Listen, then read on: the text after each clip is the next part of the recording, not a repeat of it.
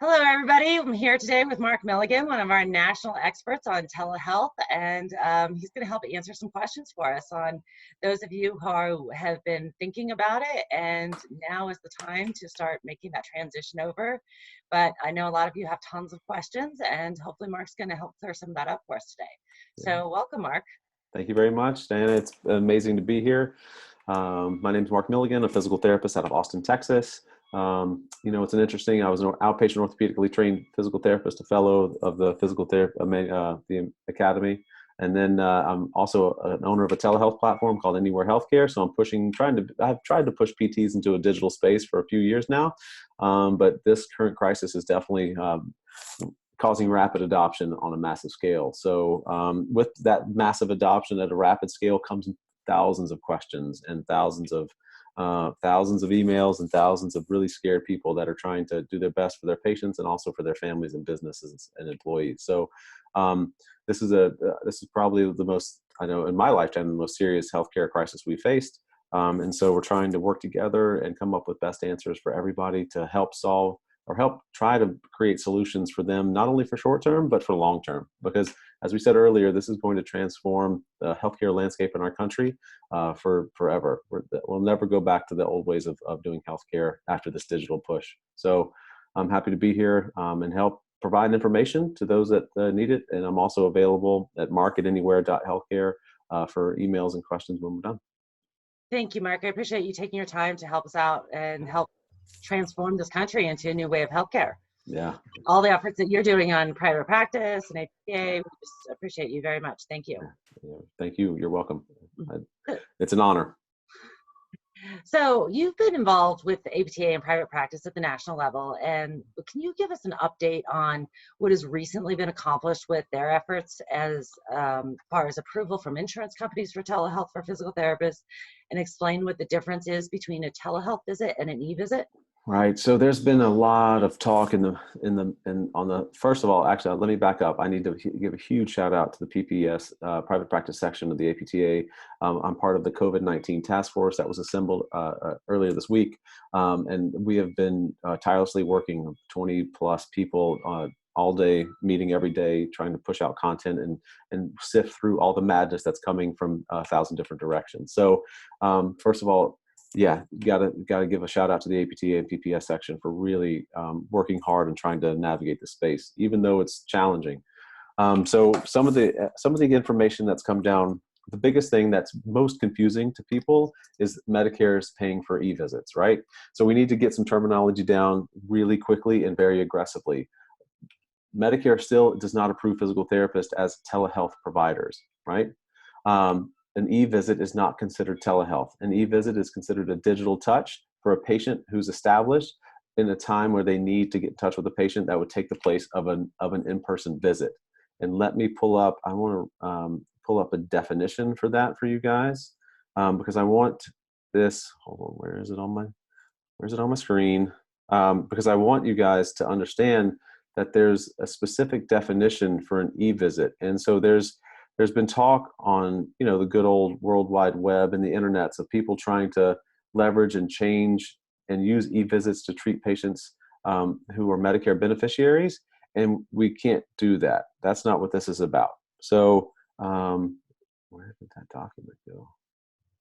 So an e-visit, oh man, I've lost my documents. It's been pretty crazy around here. Here we go. So an e-visit, wow, this is interesting. So I'll keep talking. So the structure of an e-visit is you have to have, the patient has to be an established patient. The e-visit has to be something that is patient initiated through a patient portal of some type with a secure sign-in for the patient to sign in and be able to contact their patient. These are physician codes that have been rapidly adopted for physical therapists. And so the wording is a little bit weird, and it's something that we are not familiar with as providers. So we have to take that with the information that it is, right? So typically these are summative or cumulative timed codes, so you can only bill these codes. They're one time in a 7-day period. no matter, and it's 1 to 10 minutes, 10 to 15 minutes, and then 15 to 21 minutes, and I believe, and it's based on the amount of time you spend with that patient via digital means of communication within that week, and you can only bill it 1 time per week. It is unclear from CMS if you can bill that sequentially in multiple weeks or within multiple times in the same plan of care. That has not been qualified, or that has not been tested because it's been too soon to test. This is still the first week that we've been able to build the code, so nobody knows, and CMS hasn't been able to answer that question. So, so the biggest part of the definition is that it has to be a current patient that you've already seen, that's established, that you can't try to market or try to solicit patients through this e-visit loophole, or through this e-visit access. You also, but you can notify your Medicare beneficiaries that they do have access to this, right? You can tell them, hey, you now have the benefit of seeing me via an e-visit.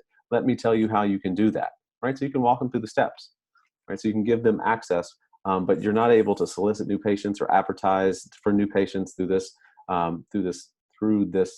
this new e-visit regulation. All right.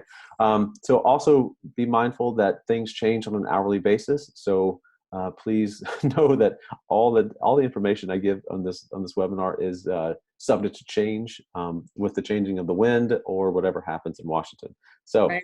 Which we've seen much of the last week. So just kind of to clarify, is what you're saying, Mark, is we cannot do an initial evaluation with a Medicare patient. It has to be an existing patient that is already established in your clinic, and you can do 1 visit within a 7-day period, but we're not sure if that's going to be renewable. Well, so you can do multiple visits in a 7-day period. You just can't bill over more than 21 minutes for that 1 code in 7 days. Got it. Right? Does that make sense? And that's for Medicare beneficiaries that are established patients. And so that is, if we're still not considered to be a telehealth provider by CMS, and so you could also manage a new patient contact who's of Medicare age, and treat that as a non-covered service. Right. And so you could do that for a cash rate. Right. But with that, you don't need an ABN or anything because it's a non-covered service, correct? Exactly. So telehealth is different from e-visits. E-visits are for Medicare beneficiaries who you have an established relationship with.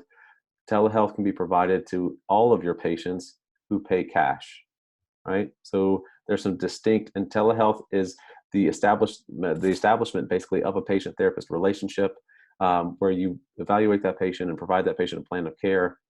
And you need to do those under the guise of your state rules and regs as it regards to telehealth, right? So now we drop down to state rules and regs. So depending on where you live in the country, you may or may not be able to deliver that care digitally. So you need to check with your rules and regs for the state. In Colorado, I believe you guys have really solid telehealth rules and laws. Yeah, in Colorado, we can do telehealth within the state of Colorado. Right. Keeping in mind that you can only see a patient in Colorado as a Colorado provider, so you can't do telehealth outside of the state of Colorado. Right, but you guys, yes, agreed. So the way that rolls out is that you have to have licensure or practice reciprocity in the state that the patient resides in. So Colorado is a state that's in the licensure compact. Right. And so if you live in the state of Colorado, that opens your ability to see patients in other states that are part of the licensure compact. But you have to have that practice reciprocity, and you have to abide by the physical therapy rules and regulations of the state in which the patient resides. So if they don't have direct access, or if they are like Missouri, you may need a referral before you can initiate any type of treatment. Right. So you may need to look a little bit deeper into the rules of regs of other states if you choose to initiate your practice or the compact licensing regulations. But since Colorado is part of that, it opens that up to allow you to see patients wherever you choose in the compact. Right. So Mark, could you also talk about what has come down with Medicaid and TRICARE as well as our private payers? Yeah, so Medicaid in the state, let me pull up that spreadsheet. So Medicaid, it's in the state of Colorado, specifically sent out language earlier this week, correct? Correct. And I believe we have parity with Medicaid, and they're going to treat it the same as an in-person visit. Right. All So that is awesome news for patients that who are or you treat on Medicaid. So that's every state is acting differently on their Medicaid rules and regs. I've seen some states are rapidly adopting it. Louisiana adopted language yesterday, and so that's been extremely beneficial. But that's purely state by state. On a national level, we've got. Let me pull up this document. I've got, when you have a national crisis going on and you have about 7,000 windows open, it's hard to it's hard to keep your brain straight at some point. You kind of get a little confused. Pull this up, drive. I might have closed it out on accident. On a national level, there's different insurances are acting differently, right? So Aetna, United Healthcare, Humana, and Anthem, and Cigna have all spoken out about how they are, modifying their telemedicine policy, right? And so telemedicine is not telehealth. Telemedicine is a protected term for physicians. And so we need to be very mindful. If you see a telemedicine rule or reg pass, that you have to check to see if it applies to physical therapists. You cannot assume you cannot assume that you get PT benefits when you see telemedicine. I know in Aetna that between collaborative efforts between the APTA and Aetna led to the change to include PTs in their e-visit consent and e-visit waiver policy. So there's no copay on telemedicine visits for 90 days for Aetna. There is expanded telehealth for United Healthcare for the next 90 days. I think this is interesting that almost all of the policies that are coming out are 90-day policies. So we need to be mindful of this, that this is a 3-month change that are happening with all the major carriers. Okay, but we still have to, even though these changes are on a national level, there can be some nuances on a state level. So if you are going to treat a patient who's a commercial payer, you've got via telehealth, you have to ask them check their PT benefits. You need to check their telerehab or telehealth benefits. You need to ask a few questions when you get the insurance company on the line. So get a pen down because these questions are important. You need to first ask if telehealth is a covered service for the patient. Then you need to ask, is a physical therapist a reimbursable provider for telehealth? You need to ask if any modifiers are needed, 95 or GT modifiers. If you need to modify the place of service code, you need to use an O2 code, right? You need to ask where that provider needs to be. Does the provider need to be at an origination site that's the same as the clinic, or can they be from home or distant site? So originating site, so you need to clarify that. And you also need to ask if you use any therapist assistants, whether or not those are covered. And then finally, you need to look at CPT codes or billable. All right. So you need to, when you call to get your patient benefits, ask if they have telehealth benefits. Those are the questions you need to get, and you need to record who told you when you got the call, just like you do your due diligence, right? To make sure that you can get reimbursed for these codes. Now, with reimbursement comes the great question of parity, right? So parity is a term that's really, it seems so beautiful and elegant, and yet it's devastatingly confusing, right? Well, it's not that confusing, but for a lot of people it is, because they assume parity means equal payment, right? So parity means that if you have inpatient rehab benefits and you have tele-rehab benefits, if you have a parity law in the state, then you will get reimbursed as a provider equally for each of those services, right? They pay the same rate. The issue is that insurance policies do not necessarily have to have telehealth policies for those beneficiaries, right? So you can live in a state that has parity and yet your provider has no telehealth benefit, so you don't get paid at all, right? So it's imperative that you have a telehealth policy in place that's reimbursable by a physical therapist in order to then have parity, if you have a parity law, to be paid equal rate for as in person, right? And so often people are assuming parity means payment, when it only means payment if you have a policy that allows for PTs to bill and be reimbursed as a provider for telehealth. Is that And clear as again, in mud? those cases, if they don't have the patient doesn't have a policy that allows for telehealth, then they can still be seen via telehealth as a cash rate if they choose. Right. We cannot, yes, please don't eliminate your physical therapy patients because don't eliminate them because they don't have a telehealth benefit. And when it comes to it, our knowledge and what we can provide information with and how we can show people exercises digitally are wildly valuable. Right. And so you need to, this is for the people that want to charge a fee for your service or pay for cash paying patients, is break your hourly rate down by time, by 15-minute increments. Right. Telehealth visits are fast, they're succinct, and they often are, there's not a lot of time wasting, right? So 15 to 30 minutes, I would put most of my visits in that window. So I have a cash pay rate that I just divide by 4, and I charge in 15-minute increments. And their patients are able to digest that a little bit better, right? They're like, oh, I've got to pay $100 to talk to you for an hour on the phone. Most people are going to say no to that, right? But if you say, hey, let's jump on a call so I can update you on your exercises and see how you're progressing, and it's going to be $25 for 15 minutes or $35 for 15 to 20 minutes, like that's reasonable, right? Patients be like, oh yeah, I can do that. And so it makes more sense, a financially viable way, and it sets it up for something that you can easily communicate that it's going to be easy. You're not going to talk about the cats or the weather or you're not doing that. You get to business, you show them exercises, you watch them, you direct them, you educate them on what's happening, or you educate caregivers, right? We can't forget about all the people.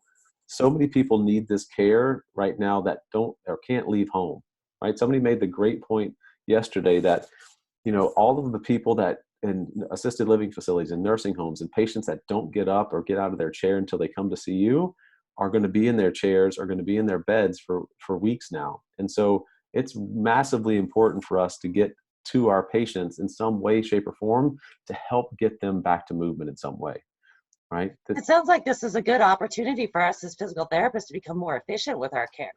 More efficient and also just more visible, right? I think the importance of our care here is we're at a crux for our profession where we can really step into a space of helping people navigate a scary healthcare time, right? And as if you're a clinical practice owner, this is going to be an amazing opportunity. This is an amazing opportunity for you to get in front of your patients who are sitting at home and scared and watching the news, right? This is a good opportunity to connect with patients that don't otherwise or can't otherwise get out of the house. You can become a top of mind to them and a place of information and trust that will allow you to have a relationship that they're going to come back to see you when your clinic opens back up, right? So right now, even if you don't get paid for it, it's an opportunity to go through your patient schedule and just offer it. Just email them and say, hey, your insurance may not pay for this, but I would happily hop on a telehealth consult for you for, you don't even have to charge people for it. You can just do it as a courtesy. And if your insurance reimburses for it, we can charge them. But if not, it's a small fee of $10. But just get in front of your patients, right? It's about, we're in a national healthcare emergency, and it's about being the frontline musculoskeletal provider in that space. Thank you. And then one other on the insurance, do you want to talk about TRICARE and where they've come out with that? Yes, I'm trying to find the document. Hold on one second.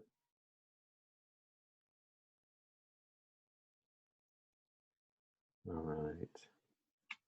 I should have that on my spreadsheet.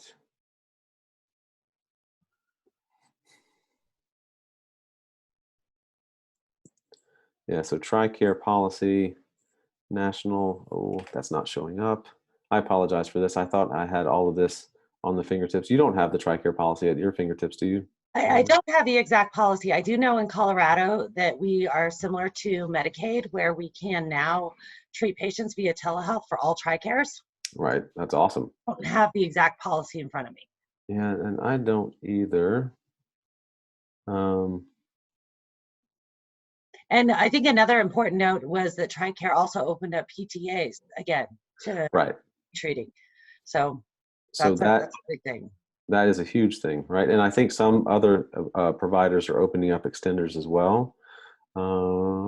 Yeah, I can't get to the policy for some reason. It's blocking me out. So I apologize for not having that TRICARE information for you guys off the top of my head. But we're going to, as PPS should release that information, hopefully in the next bit, or at least have it available for members. Okay, great. Thank you. Yeah. So, Mark, with all these challenging times, what opportunities do you see for us as physical therapists during COVID-19? Right. So, it's an interesting thing. The Office of Homeland Security, the U.S. Department of Homeland Security issued a memorandum yesterday of identifying the essential critical infrastructure workers during this COVID-19 response. And physical therapists were listed as a primary care giver that should be out and maintaining essential services for their patients. They are identifying us as essential critical infrastructure workers. So, some people, there's a lot of, first of all, you have to look at your state regulations. Some states are shutting down outpatient orthopedic practices, so you have to be mindful of that. You don't want to go to jail or be arrested or fined for doing something on a local level because of a federal mandate. But there's a lot of hot discussion on where we fall in the spectrum of primary musculoskeletal providers, and I think that a frame we could look at this is that if we can keep people safe in our clinics as primary care musculoskeletal providers, then we can keep them out of the ERs and we can keep them out of their primary care physician offices and allow those medical professionals to deal with people that have respiratory issues and present with this virus. And so it gives us the opportunity.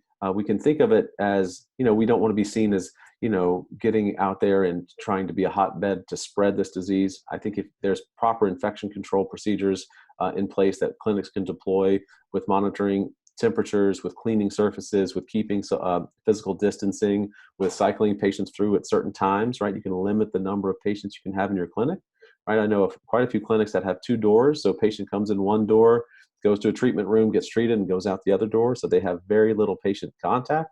Or no contact at all. Therapists are wearing appropriate protective clothing so they can be protected against any type of transmission. And so you can take precautions within your clinic to create a system where the patient still gets care, especially for the critical care patients that need it for us, for post-operative care, acute low back pain, things that need to be managed on a frontline basis that allow us to offload and to become a point of support for the larger systems that need to manage more patients that are in desperate need. Because, acute low back pain presents the ER very frequently, and acute shoulder pain, and we can be those providers that triage. So we'll take this opportunity to look and partner with your local resources or your local hospitals and maybe set up some type of referral that they can send to you, or you can be on call for them if somebody happens to come in, or that you can get them into your clinic. So there's lots of ways to step into the space that we need to be in as primary care musculoskeletal providers, so we can help manage and triage patients as they come through the doors. You also see an opportunity for us. I mean, a lot of us, we're private practice owners. We're not sure what's going to happen. A lot of less patients transitioning to telehealth. What about opportunities where home health is full? They don't have enough providers. Like you said, emergency. What's the opportunity for some of the orthopedic therapists to go to telehealth and try and triage this way, right, where you do have that distance? Right. Yeah. So telehealth is I think going to be a significant option in order to manage patients on a primary musculoskeletal front, right? We get most of our information, 90% of our differential diagnosis through our subjective exam alone, right? So we don't have to do an aggressive physical exam to help guide a patient through their musculoskeletal crisis. We can offer lots of information via telehealth, but we could also help our colleagues in other areas of practice in their triage as well, right? So home health can be challenging because right now, there's asymptomatic carriers that are going into people's homes, and we just don't know what type of transmission rate that leads to. But telehealth and digital communication can be a part of that. It's really interesting. Other areas of service lines are dipping into this kind of curbside service, and it's really interesting. And they have a physical plus a digital component. So I know a colleague of mine who had a vet appointment for his dog this morning. He drove up, he dropped the pet off, that they took it inside, and then the physician called, or the veterinarian called him on the phone while she was examining his dog to talk him through everything. Mhm. Right. So there was physical distancing, and yet he still got the care he needed for his animal. So I think we can do similar things like that with our patients, where we can provide protective barriers and yet still use technology in helping them. Um, I think that there's a the vet was an interesting example, because no one's going to drop you're not going to do that with a patient. But I think we need to look at different ways of how to manage patient care. But telehealth and delivering digital care, if this is going to be a mandatory part of all of our healthcare delivery after this is passed. We will never go back to healthcare as it was prior to this situation. And so, looking at telehealth, I engage everyone. And when you're setting up your practice and looking at platforms, you need to think about long game and how this will integrate into your clinical practice and your patient flow and patient expectations for the long term, because this isn't going to disappear. This is going to be a norm of treatment. Right. Yeah, and I think you bring up a good point, how a lot of places are doing curbside, whatever. I know even the place where I get my dog food, I can call ahead, they'll load it up in my car, I don't even go in. But that's another thought that some of the private practices are doing to limit how many people are in the clinic, that maybe you have somebody who's driving your patient. Do they need to stay there in the waiting room, or can they drop the patient off and then come back and pick them up? Just kind Right. of thinking through, how can we minimize the social contact between Right. people? Right. Completely agree. I love the idea of the limiting the number of patients that you have coming through your, instead of having the typical 2 3 per therapist per hour, to have maybe one per hour or per 30 minutes, because you need time to clean and you need time to make sure that your clinic's appropriate. But like that drop off and leave kind of thing could be a really a good benefit. But also take the opportunity not only to call your patients, but at least email your patients and let them know how you're protecting them and how you're keeping them safe. Right. So this is a great opportunity for you as their provider to show them and tell them, hey, we understand that there are a lot of fears out there in going into public spaces. This is how we are going to take care of you. This is how the steps that we are taking as an organization to ensure that your safety is our priority, and that and list them out. Tell them that we wipe down every table in between all uses. We have gloves and hand sanitizer available. Our therapists will be wearing some protective gear if needed. We clean down tables. We use fresh pillowcases. Everything's washed. So literally just walk through the actual steps of what you're doing in order to help patients feel like you understand and acknowledge what the fears that they're going through, to help alleviate them. Right, right. So we talked a little bit about what CPT codes have been approved and modifiers requirements. It sounds like your best advice is, when you go call that patient's insurance, verify that through those steps that you outlined, because Yes, it's going to be unique to each patient. it will, and it'll change. And the frustrating thing is that people that are calling on the front lines, the front line off the worker that are answering the phone often don't have the top end information yet. So you can get 2 or the 3 different answers from the same company within a 30-minute call. So Which we've seen in the past with other right, verifications. it's actually pretty much insurance is normal, right? But just know that it's hard to get an accurate amount of information at any time from anybody, just due to how fast this stuff is changing. Right, right. Um, So, talking about, we talk about how we're all in this crisis and what we're getting through, but we are also looking at opportunities to open doors for us for the future. So, I know a lot of our new approvals for PT telehealth are kind of an emergency 90-day. What do you think that we can do to help keep this in place after the crisis? Yes. So that's a great point, is that, all of the majority of what we've seen coming through are all 90-day changes for policies and adoption, right? So this is, I think, one of the biggest opportunities for us as therapists to get something permanent pushed in through CMS. So there's people hard at work trying to get that language done. Um, uh, but right now, contacting any type of legislative blast or ask that comes from the APTA or the PPS or your local chapter need to be significantly and aggressively responded to, so we can have mass adoption of us as providers via telehealth across this country. As you know, that most insurers follow Medicare's guidelines, and so if Medicare could have us as a telehealth provider on that approved list of the 9 other providers, that could be practice changing for us as a profession.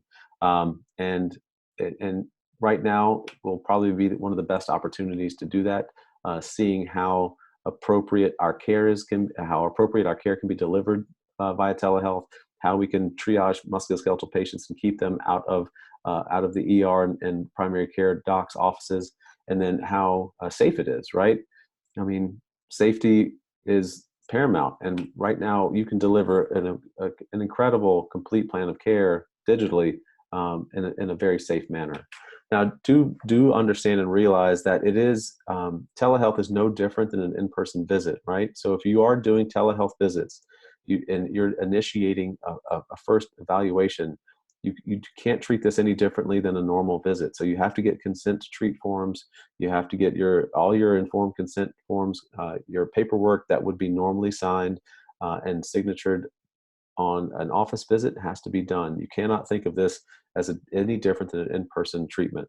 You also have to document, right? Some people think that it's video, you don't have to make any notes on it. No, you have to document just like you would a normal evaluation and have that for your records.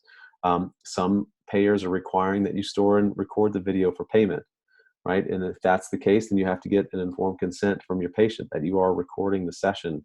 And then that recording has to be looked at as PHI and be kept with the patient's records for the time being that you hold their records based on where you live in the state and their age, right? So there's things. Would that be a question that needs to be asked when you're verifying insurance if you require store and record? Would they even know that? Yeah, I think so. Some workers' comp companies here in Texas are requiring it. So that actually, you could probably add that to the list of questions when verifying if they need proof of video. Now, you can have some interesting ways you can get documents signed. All right, so you can have fillable PDF forms to send to your patients for their onboarding. You can.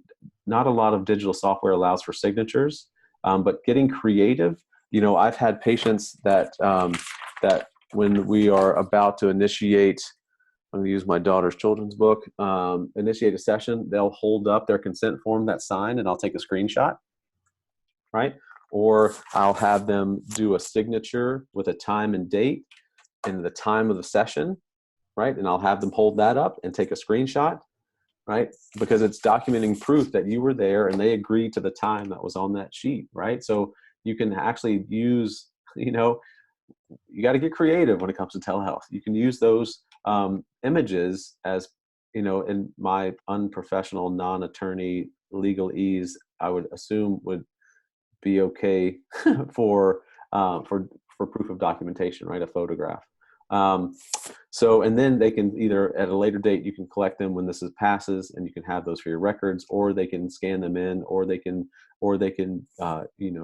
they can mail them to you. There's lots of options to get you those documents at hand if you need them. But there's ways that you can communicate this and have those documents signed. But please know that you can't treat anybody differently digitally than you could in person.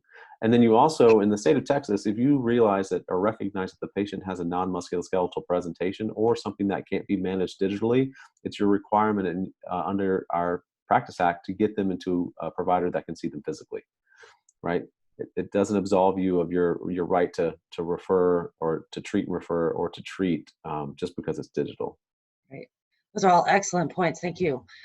So also with a lot of places being quarantined, we're trying to have social distance. This is beneficial for the patient in the home for telehealth, but what about the provider? Because a lot of insurances are still requiring the origination site, meaning the provider must go to their clinic and can't treat from home, correct? Right. That varies. That varies state to state and provider and payer to payer.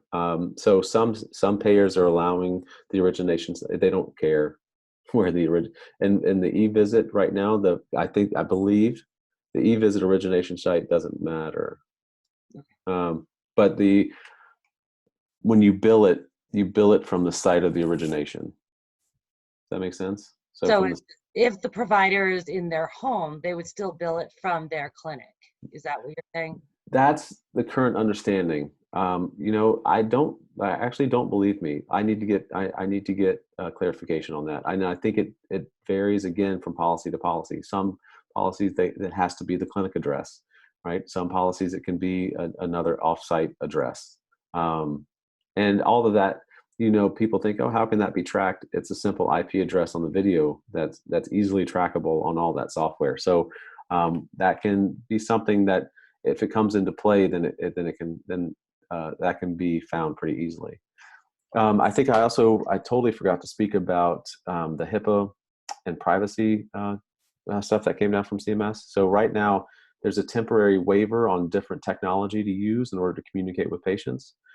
Typically, you would want a HIPAA compliant video means of communication, but CMS has relaxed their enforcement of that policy for the short term.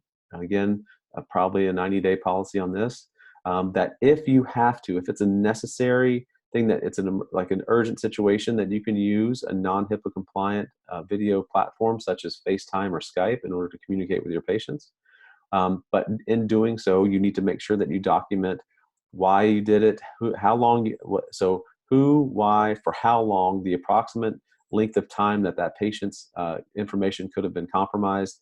You also need to document why, so stating the declaration from the president and the HHS proclamation of the the proclamation of the HIPAA privacy laws being relaxed, and then you also need to get informed consent of the patient to transmit their information via that non-HIPAA compliant platform. So they have to agree to it, right? You can't just say, hey, I'm going to talk to you on FaceTime. You need to say, hey, this is a non-HIPAA compliant platform, so your privacy may be at jeopardy during these communications. Do you still want to continue? And they need to agree to that, right? You can't just do it without their permission. So during this time, they also said that you cannot use public-facing communication to deliver care. So you can't use Facebook Live to deliver care to a bunch of people. You can't use, or to that person and then broadcast it. You can't use TikTok. You can't use any other means of communication that is public facing that other people have access to, right? Because when people they're given the freedom to do whatever they want, they sometimes make bad choices. So don't. Given that a lot of the providers are thinking about this and figuring out how to do it now during this crisis, but also as a PT profession, we want this to stay. Right. What do you recommend for HIPAA compliant platforms? So, wow, there's a bunch out there. I do have a list of those because I think, well, it really depends on your clinic system and what and how and what you want to do after this is over, right? So right now, during this time of immediacy and urgency, non-HIPAA compliant video interfaces include Google Chat, GoToMeeting, FaceTime, Microsoft Teams, Skype, WhatsApp, Zoom. All of those are non-HIPAA compliant platforms that are good right now, that can be used temporarily, but again, documenting the heck out of it and not using it if you don't have to. Then there's also HIPAA compliant platforms out there that are Doxy.me. They have a free version. It's a room-based video chat. So you're assigned a room and then you send a link to the patient. The patient clicks the link and they go to that meeting space, right? At the basic level for that is free. If you have Google Meet with a BAA with Google, that's a HIPAA compliant platform, video platform. Zoom with a BAA and a Zoom level, that also comes with the cost. Zoom is, I think, $200 a month for 5 providers, and so there's some costs that occur with that. So those are just interfaces. There's also you have one as well, right? Yes, so that one's coming next with platforms. And there's systems and platforms that also not only provide HIPAA compliant video, but they also include messaging and billing and scheduling. So I've started anywhere.healthcare. So we provide not only the video software to meet with patients, but you can message them, you can send them a bill, they can pay the bill, they can schedule with you, you can schedule with them, they can change, you can modify schedules. And so we built that out over a G Suite system, so it's compatible with Google Calendars and push notifications. We also have an app that patients can log into as well to connect with the providers. There's Blue Jay Health, there's ClockTree, Doxy.me and their upgraded accounts have different systems that are available: scheduling, billing. You can customize things, but it's just really, it depends on the price that you want to pay. Physio.com, Phyzio. SelfDoc is an EHR that'll have a video compliant platform. VSEE is another platform that has all the different options. Did I say Blue Jay Health? PT Everywhere is an EHR that has a video telehealth component to it. In Hand Health. There's Reflection. No, not Reflection. There's Reflection Health. There's Health Recovery Solutions. There's a lot out there. The key thing right now, though, is you need to find and kind of map out your patient journey and see how it's going to fit. You need to test right now. Use something that's available. That's that you can get access to with Anywhere Healthcare. I'm offering $10 a month per user for 3 months to get through this time to get people onboarded. But other Doxy.me is free. And then, to be honest, using a non-HIPAA compliant platform for the next week or two while you do some research, as long as you document, I think is an appropriate way to go. Just to make sure that you do your due diligence to think of this long term, because this needs to integrate into your clinic flow and your patient flow and the patient experience, right? It sounds like this is a good time when a lot of concessions are being made, that go ahead and start moving the practice there and then do the research to figure out where you want to stay. Yeah, exactly. Because this is going to be expected. This is going to be the new normal. It's going to be, you see a patient in person and then you see him maybe twice after that. And you say, you know what, let's do a digital follow-up, and I'll progress your exercises from home as long as you're doing well. Right. And to be honest, in the digital space, you can use telehealth and these digital visits in order to do free screens, right? You can have instead of having somebody come to the office, do a digital screen and get them on board with your practice. That leads to the next question. For people who've never done telehealth and they're not sure what does physical therapy look like at telehealth. I mean, I know a lot of us as fellows and manual therapists, we're like, we have to put our hands on them, right. But not necessarily. What type of patients are appropriate for telehealth? Totally. So I know I'm going to ask the question, think in your head, how many times have you helped a family member with their shoulder pain? Or helped a family member over FaceTime with their back pain? I'm sure 95% of us have helped a family member at some point in our career, or a friend with some type of issue. That was telehealth. I mean, you've probably already done it. You just you don't put the two together, right? So patients that are appropriate for telehealth, some of the best evidence shows that decreasing fear and doubt about a condition improves that condition, right? So the information that we can provide people can help them manage their pain and symptoms, right? Education about pain has been demonstrated to be have a massive impact on patients' utilization of healthcare, right? So this is a good opportunity to listen to your patient's story, to understand their situation, right? And right now, everybody's situation is stress level DEFCON 9, right? So, and we do know that stressful times, cortisol can be can amplify pain in the human system. So communication about what they're experiencing right now could in fact be very therapeutic on a physiological level, right? So the patients that respond well to digital health are those that I really enjoy people that have conditions that are modifiable by position. The low back pain studies have shown that in the derivatives of the TBC, the treatment-based classification, that about 23, I think it was 24% of patients respond well to directional preference with acute low back pain. So I've done a lot of repeated motions. Tons of people are just sitting on their butts all day, listening to people talk about telehealth. So, just getting them up and moving is one of the best things you can do. So people that have mechanical symptoms that respond to different movements and motions tend to be really, really, really good responders for telehealth. But also people that just need information also tend to be really good people for telehealth. I've also done a lot of caregiver education, right? I've taught people how to help their spouse move or how to help them transfer.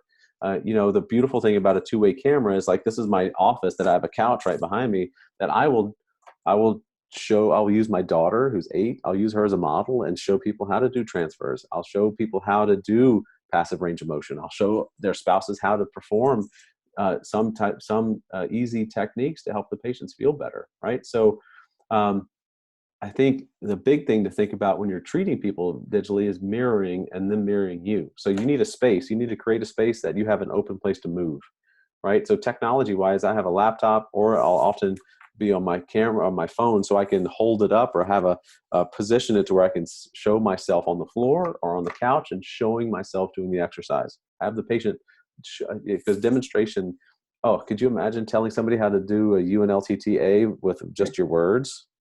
Right? I want you to fully, flex your shoulder and abduct your shoulder 90 degrees, then externally rotate your hand. You can't do that, right? Right. So you have to say, all right, Miss Jones, let's, or UNLCC, like, let's see what, can you do this old party trick? When you were a kid, can you do that? Does that make any symptoms go up your arm? And if they say yes, then, they're not, the psychometric properties of these kinds of testing via internet have not been validated, right? We're in uncharted territories of what we do as therapists, but you have to be creative, and you have to be a good communicator and a good listener, and be able to tell people how to do things without using the words that we were taught in school. Thank you for that. So one of the questions that's been raised is, what should we do as physical therapists to not like flood the system and overutilize services that may negatively impact Yeah. PT in the future? Yeah, I think right now people, that could be a serious concern. I think honestly the barrier to reimbursement won't let that happen. Right now, I honestly don't think that will happen, because it'll be an interesting paradigm. One, for Medicare, we can only bill that code once a week for 21 minutes. So I don't know, or we can only bill it once that we know of. And so I don't know if overutilization can. I don't even think we can track that right now. I think this is so rapid that I think we need to respond as we can to the crisis, and then as we come out of the crisis, need to assess how our utilization looks. And I think that would probably tie into reimbursement eventually, because we wouldn't want people taking advantage of the situation just to treat people at their home and get them on visits when they may not need it, right? So I think there'll have to be policies and procedures and parameters set around delivering digital care that will allow for patients to have the benefit without overutilization.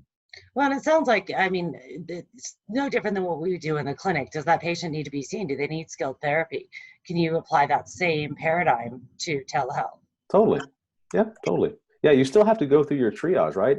Is the patient appropriate for physical therapy? Is it appropriate for a treat and refer, or is it a referral out, right? You have to go through your basic, your differential diagnosis, and your clinical hat has to stay on with this, right? And you need to know when it's appropriate to move, to have that patient see somebody else or be done with treating them. Yeah. So one final question. You're very involved with private practice and APTA trying to really move this movement forward to COVID-19, but you've been with telehealth all along. Now they're saying they would like us to gather information on patients, like which patients have not been able to be seen or which patients have benefited. How has this helped? What are the recommendations from private practice on what you would like us specifically to gather on patients? Right. So we need information on patients that have been impacted and not been able to get therapy, right? So we need to show clearly that there's an impact in the lack of care and access that patients are suffering from right now. So if you live in a rural area where, or if you live in an underserved area where services were already limited and now they've been eliminated, those types of information and stories need to be shared. The information of how, if patients are reaching out to you, saying that they're worsening, or you're seeing trends of people not doing well and not responding, those stories need to be, and also from business owners who have been impacted, right? So we need business owners to reach out and say, hey, I've had to decrease my, I've had a 75% reduction in my patient volume because of this outbreak. And you may not even be in an area where they've required closings yet, but people are just scared to leave their house. So I think small businesses or big businesses need to aggressively communicate with PPS and see if they can get their information and stories to where they need to go. Thank you, Mark. Mark, I really appreciate your time today. Is there anything Of else course. that you'd like to add that I haven't asked you? No, the only thing I can think to say is that we are stepping into unknown territories, and that we need to support ourselves and our profession and our patients. And right now, we need to do what's best for our patient care, and we will all survive, right? Um, yeah, it's just a really challenging time. Be kind to each other, uh, share the love, and wash your hands. Thank you so much, Mark. I appreciate You're your time welcome. today. All right, take care.